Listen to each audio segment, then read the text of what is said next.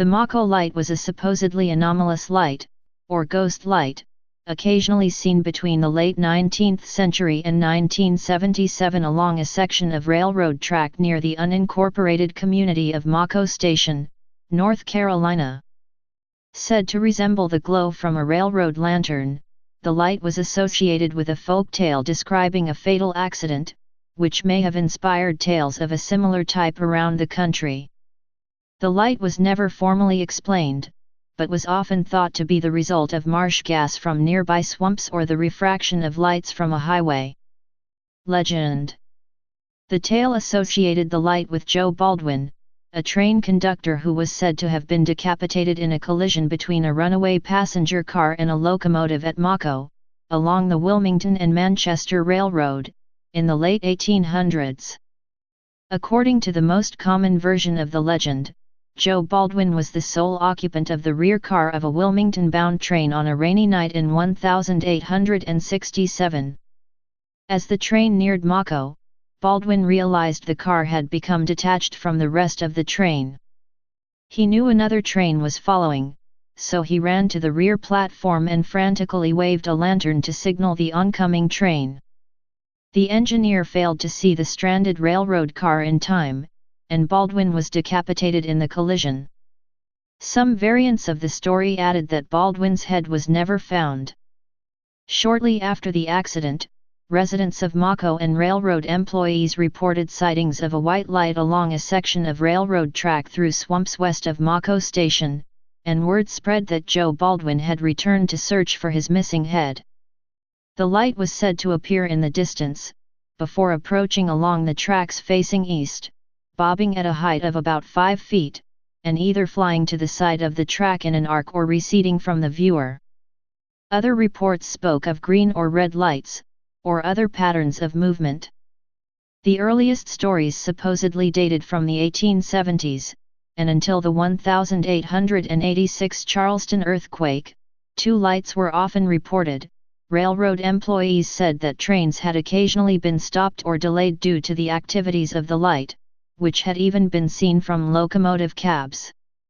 The journal Railroad Telegrapher, for example, reported in 1946 that the light had been seen on March 3 that year, and suggested it had been appearing for some 70 years previously.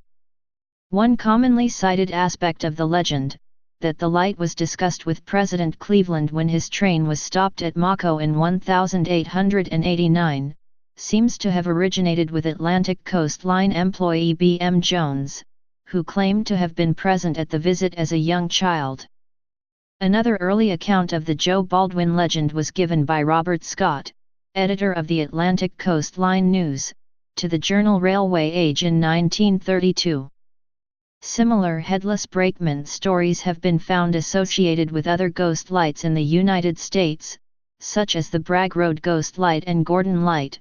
From a folklore perspective, the story connected with the Maco Light, being substantially the oldest and best known and having received some national coverage, may have served as the point of origin for the others. Popularity and investigation. The legend became widely known across the region, and the site was frequented by curiosity seekers and those looking to explain the light, including a team of electronics engineers, 2 from radio station WWOK, 1 from WKIX and 1 from Bell Laboratories, in July 1962. In the 1950s and 60s it became a common local pastime to park by the tracks at night to try and glimpse the phenomenon. Life magazine even devoted a 2-page article to the light in an October 1957 issue. Photographers from the Wilmington Star-News attempted to photograph the light in 1946 and 1955, claiming partial success. Joseph Dunninger visited Maco in 1957, without managing to see the light, and a 1964 investigation by paranormal researcher Hans Halser led to the latter concluding, despite failing to see the phenomenon himself, that Baldwin did not realize he was dead, and was still warning oncoming trains of disconnected rail cars.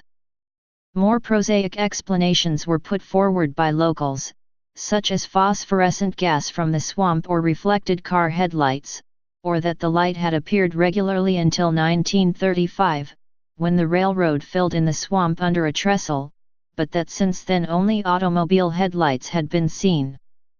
A search of newspaper records for the Wilmington Railroad Museum discovered that although there was no record of an 1867 accident or of a Joe Baldwin, a conductor called Charles Baldwin had been killed in an incident in January 1856 close to the later site of Maco Station. The accident had occurred when a locomotive, returning to its previously decoupled train, ran into it. Baldwin was thrown clear, although not decapitated, and later died from his injuries. The coroner's report laid the blame on Baldwin for failing to hang a lamp on the train to alert the engineer. Garbled memories of the death of Charles Baldwin, who was locally well liked, as indicated by his contemporary obituary in the Wilmington Journal, might explain the later story of Joe Baldwin, if not the light itself. Modern Times. A 1972 article in the Wilmington Star-News argued that most investigators had believed the light was traceable to refraction from car headlights on a nearby highway, U.S. Route 74.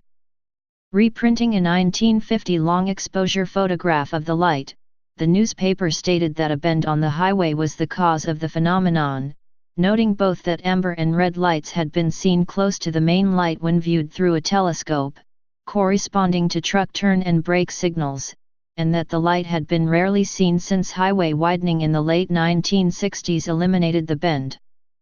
Refuting the stories of some locals, who claimed that the light had still appeared while the highway was closed for a period during World War II, the Star-News researcher noted that a thorough check of archives 20 years earlier to verify this part of the tale had failed to reveal any evidence of such a closure taking place. The newspaper was the scene of a good deal of discussion on the subject, with one resident writing that the Maco Light is what says it is. All the Maco Light is now is just a lover's lane and a place to start a lot of trouble.